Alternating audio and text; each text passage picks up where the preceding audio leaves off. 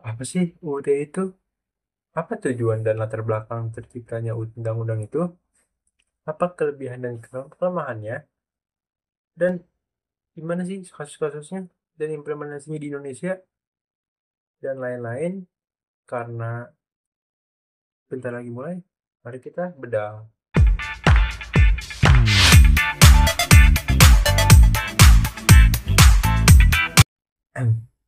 Assalamualaikum warahmatullahi wabarakatuh. Halo semuanya, perkenalkan nama aku Fahri Akbar Kusumodyati.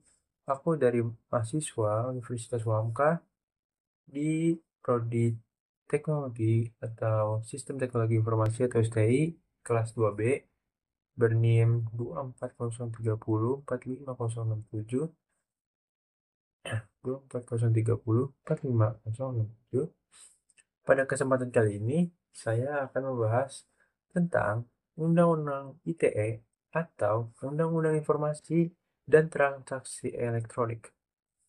So, semoga pembahasan saya atau aku ini memberikan gambaran yang lebih jelas tentang Undang-Undang ITE.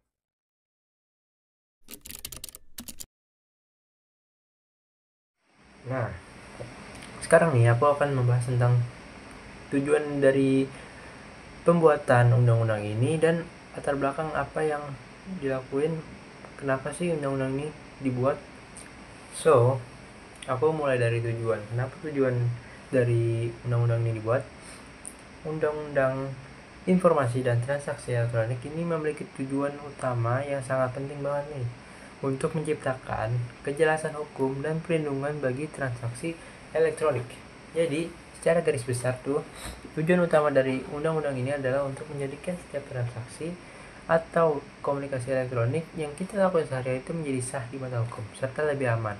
Misalnya saat kita belanja dan lain-lain.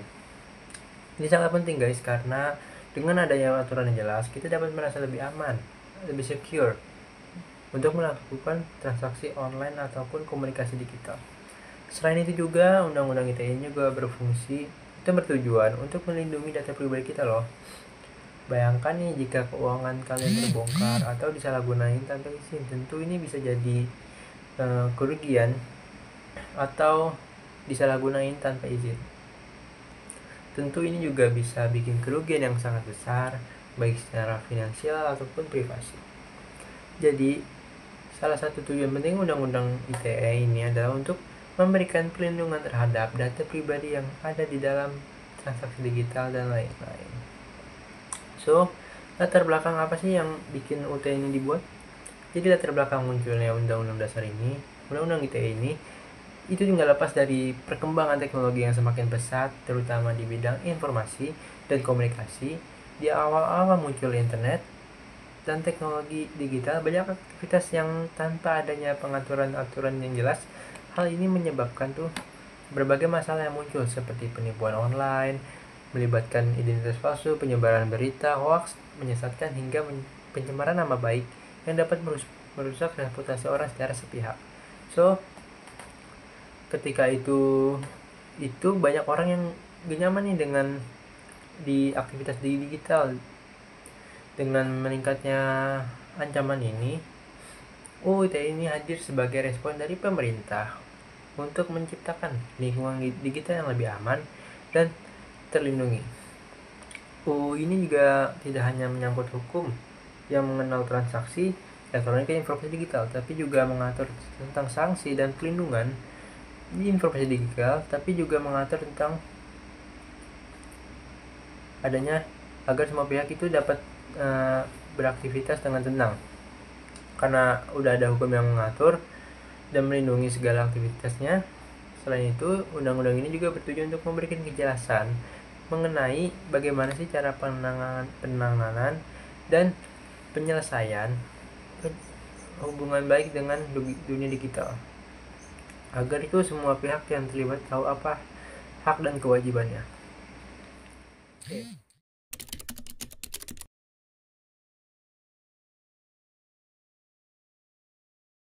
Coba kita masuk ke sesi yang menarik nih hari ini nih. Jadi kelebihan apa sih yang dimiliki Undang-Undang ITE ini dan kekurangan apa sih yang ada? Jadi sekarang mari kita bahas dulu nih kelebihannya nih. Oke, Undang-Undang ITE ini juga berfungsi untuk memberikan keamanan transaksi digital secara digital dengan adanya pengaturan hukum yang jelas.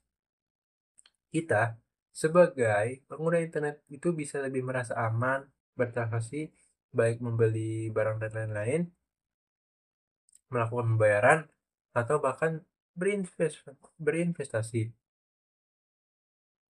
Jadi undang-undang ini tuh menetapkan bahwa semua transaksi elektronik yang bahkan akan dilindungi, dan juga apabila ada masalah seperti penipuan, ada jalur hukum yang jelas untuk menyelesaikan masalah tersebut. Selain itu juga, Undang-Undang ITE ini juga melindungi hak cipta sebagai kreator konten bisa merasa aman karena karyanya dilindungi oleh hukum. Dan tentunya juga undang-undang ini tuh mendorong ekonomi digital supaya lebih berkembang dengan lebih baik dan aman. Jadi sekarang mungkin karena banyak kelebihan, ada juga nih kekurangannya nih. Misalnya itu seperti kurangnya pemahaman masyarakat mengenai undang-undang ITE ini yang menyebabkan kesalahpahaman dalam penerapannya.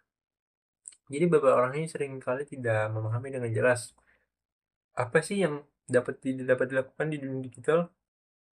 Hal ini tuh mengarah pada potensi penyalahgunaan hukum yang tidak seimbang, terutama dalam indeks konteks penyamaran nama baik atau penyebaran konten yang dianggap melanggar aturan. Padahal sebenarnya demikian. Ketidakpahaman yang mendalam tentang aturan ini bisa menyebabkan kekacauan dan ketidakpastian hukum di kalangan masyarakat umum.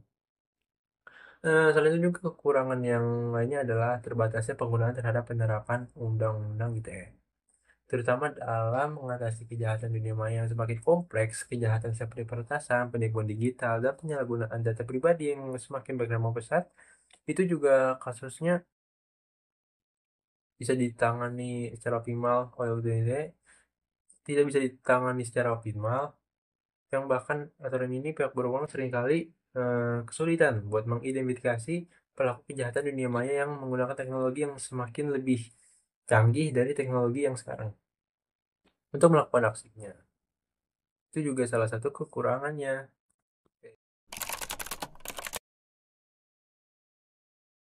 Oke, kita masuk ke kasus-kasus apa sih yang terkait dengan Undang-Undang ITE ini. Salah satunya yang mau ke bawah itu adalah kasus pencemaran nama baik. Salah satu kasus pencemaran nama baik yang menonjol adalah yang terjadi pada Daniel Fritz Maurits Tanggisan, seorang warga Karimun Jawa, Jepara pada tahun 2024. Dan ini mengajukan uji material terhadap pasal 27A Undang-Undang ITE ke Mahkamah Konstitusi. Ia itu berargumen bahwa pasal tersebut berpotensi disalahgunakan untuk mengkriminalisasikan kritik terhadap pejabat dan lembaga negara.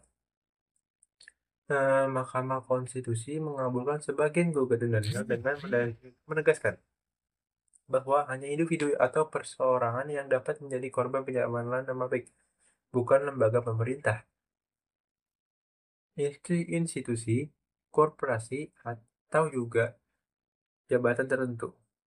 Putusan ini menjadi tonggak penting untuk pembatasan penerapan pasal pencemaran nama baik dalam UU ITE.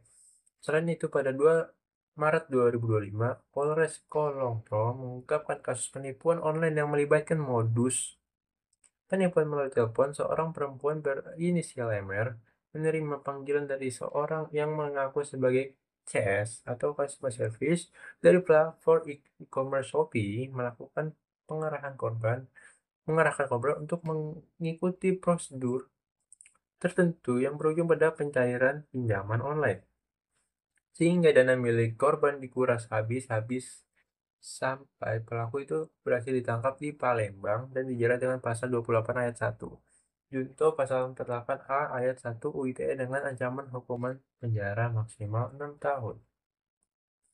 So, jadi tuh apa sih dampak-dampak terkait kasus-kasus tadi terkait UITE? Jadi dampak dari kasus-kasus yang melibatkan wanita itu sangat signifikan ya. Dalam kasus tadi tuh yang Daniel Fritz Maurice itu Meskipun Mahkamah Konstitusi telah membatasi penerapan pasal pencemaran nama baik hanya untuk individu, namun proses selain itu, kasus itu memicu perdebatan publik mengenai batasan kebebasan berekspresi dan perlindungan terhadap individu dalam dunia digital. Dan sebaliknya dalam kasus penipuan online di Kulon Progo, meskipun pelaku berhasil ditangkap, namun kerugian finansial penipuan online di Kolong Progo eh, yang dialami korban itu tidak dapat dikembalikan sepenuhnya. Kasus itu juga menyoroti pentingnya itu bagaimana cara kesadaran masyarakat dalam menjaga keamanan data dan lebih berhati-hati terhadap modus penipuan yang semakin lama semakin canggih. So, secara keseluruhan, kasus-kasus ini itu menunjukkan bahwa meskipun Undang-Undang ITE bertujuan untuk memberikan kepastian hukum dan perlindungan di dunia digital, penerapannya harus harus benar-benar eh, profesional dan hati-hati. Penyalahgunaan pasal-pasal ITE itu dapat berpotensi merugikan individual atau mengancam kebebasan berekspresi bersama. Oleh karena itu, pentingnya itu masyarakat untuk memahami hak dan kewajiban dalam dunia digital, serta penegak hukum untuk menerapkan Undang-Undang ITE secara bijak dan adil.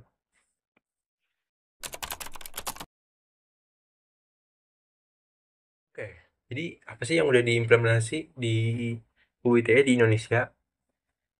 Jadi, UU ITE itu diimplementasikan oleh banyak pihak ya, termasuk pemerintah misalnya berperan dalam mengawasi dan memastikan bahwa transaksi elektronik berjalan sesuai dengan hukum. Ada juga lembaga-lembaga yang memberikan edukasi kepada masyarakat mengenai pentingnya memahami UU ITE. Contohnya, hmm, pemerintah itu melakukan berbagai kampanye agar kita semua tahu nih, kita tuh di iklan tuh banyak yang kampanye yang mendorong kita untuk lebih bijak menggunakan teknologi dan media sosial. Penegakan hukum di Undang-Undang ITE memang cukup ketat, tapi jika ada pelanggaran, pelaku bisa dikenakan sanksi berupa denda atau juga hukuman penjara. Tergantung berapa berat sih pelanggarannya. Tapi ada juga yang bilang bahwa belum sepenuhnya efektif karena masih banyak kasus kejahatan cyber yang sulit dibatasi atau diatasi.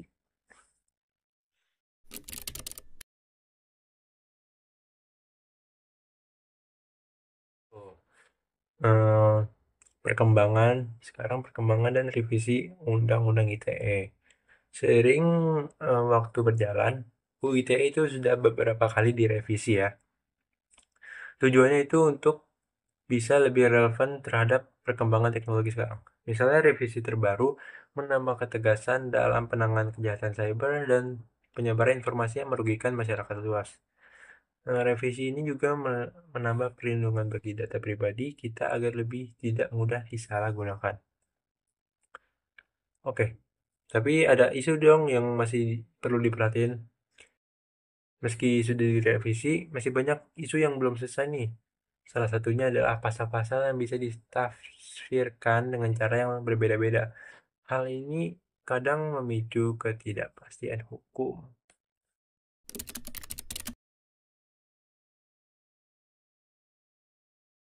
Oke, sekarang kita masuk ke tantangan yang harus dihadapi di Undang-Undang ITE.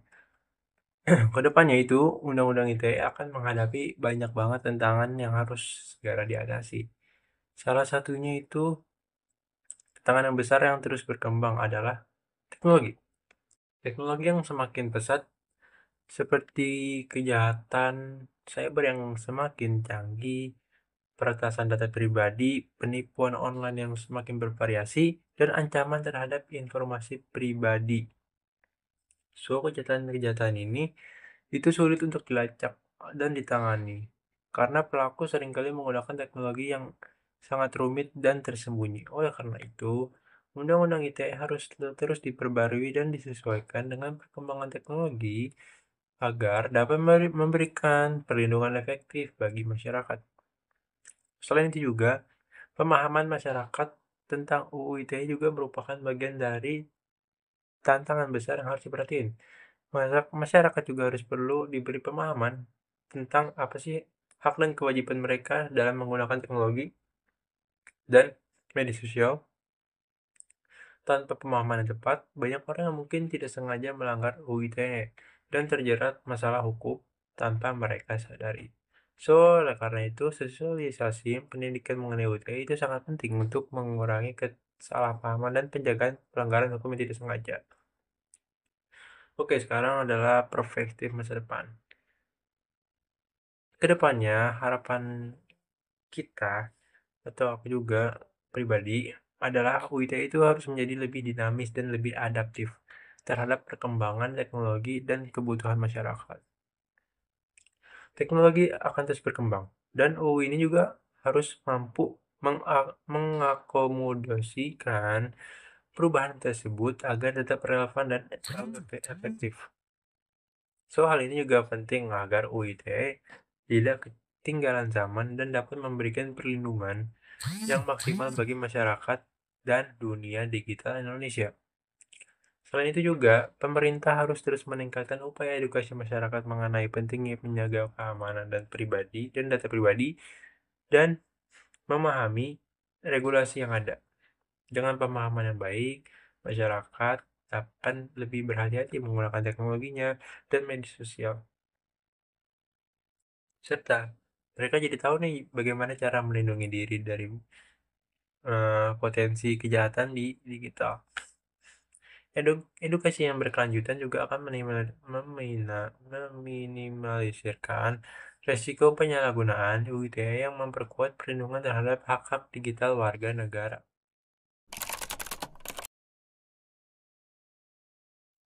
Oke, kita masuk ke akhir atau kesimpulan yang bisa dibuat dari video ini. Secara keseluruhan, UU ITE itu juga merupakan landasan yang sangat penting untuk menjaga transaksi elektronik dan dunia digital kita. Dengan adanya UU ITE ini, kita dapat mendapatkan kepastian hukum dalam beraktivitas di dunia maya, dan juga transaksi online hingga perlindungan data pribadi. Meskipun demikian, UU digital ini banyak kelebihan dan kekurangan yang perlu diperbaiki dan tantangan yang harus kita hadapi bersama.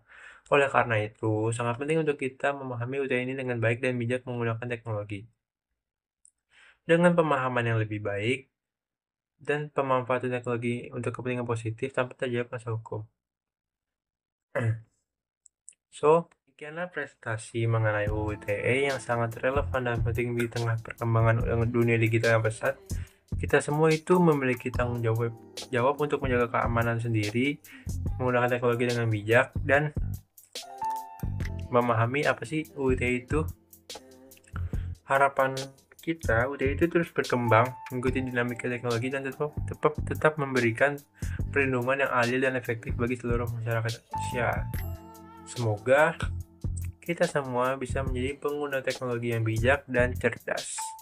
Terima kasih semuanya. Sukses selalu. Bye-bye. See you.